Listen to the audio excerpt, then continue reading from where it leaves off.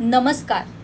आजचा इतिहास यामध्ये आज बघूया शौर्य दिन जिथे साजरा करण्यात आला त्या भीमा कोरेगाव विजय स्तंभाबद्दल.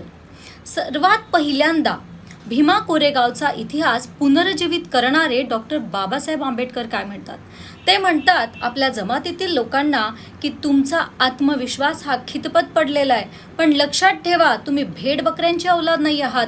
तर विजयस्तंभ भीमा कोरेगाव येथे असणारा विजयस्तंभ ही तुमच्या शौर्याची गाथा सांगतो. तुम्ही वाघाचे छावे आहात आणि ही गोष्ट ऐतिहासिक पुरावा आहे.